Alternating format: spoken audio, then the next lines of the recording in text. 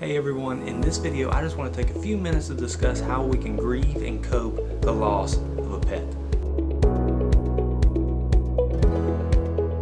When we experience death on any level in our lives, it's hard. We don't know how to cope with it exactly or grieve, but one of the hardest deaths to experience and to be able to grieve in a healthy way is the loss and the death of a pet. And the reason I say this is because there's always two walls that we hit. The wall of shame that we put on ourselves or other people put on us, and the lack of closure. Now when I say the wall of shame, what I'm referring to is the fact that the thought that we put on ourselves, maybe even casted by other people judging us, is that we shouldn't be upset over an animal. I mean, come on, go on with your life. If you want another pet, get one, but don't be so upset. Which, that's kind of a crazy thought, because these pets are so much more than an animal. We raise them and we're able to see them grow, and we're able to see their personality and everything, and we get connected to them, and they get connected to our family and to our friends. So there's a deep emotional connection there, but also we can also see a deep connection in our own life. Those dogs are unconditionally there for us. Those cats are unconditionally there for us. And to think when they die, you have those memories of them always being there and always comforting you. Maybe they can't speak or anything, but them just being there by your side, it has always brought you through things. So you have all these emotional connections, all these memories, and to think that we can just go on and say, oh, well, I don't need to be upset, that's absurd.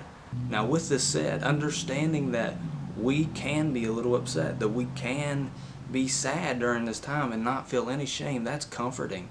But at the same time, we have to realize that we have to actively seek coping with this grief, that we can't stay in this state, we can't stay depressed, that we need to actively seek some type of resolution in our lives to get some type of closure. See, for a long time we weren't focusing on the closure of the death of a pet, so there wasn't a whole lot of options for burial of pets or cremation of pets, but the culture and society is shifting now. So a lot of places are offering those services, and we should take advantage of that. As pet owners that have lost a loved one in their family, that you should set aside some time and to gain some closure.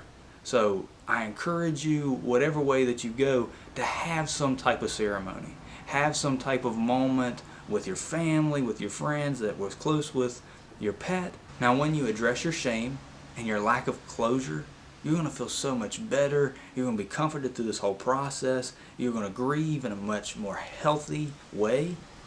But at the same time, you're still going to have days where you're going to look around and you're just going to miss your companion being beside you.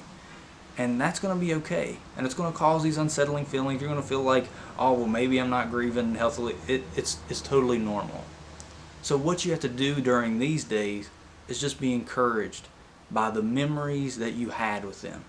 Be encouraged with all the things that they have done for you and you were able to do for them.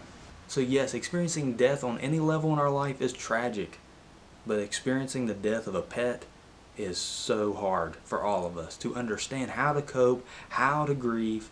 And I hope that all these tips, all these principles that I've laid out for you today will help you in your journey of coping and grieving with the loss of your pet. I really hope that you and your family get so much out of this during your hard times. But before you leave, please like this and share it with somebody that needs it right now. Also subscribe to our channel for more upcoming content.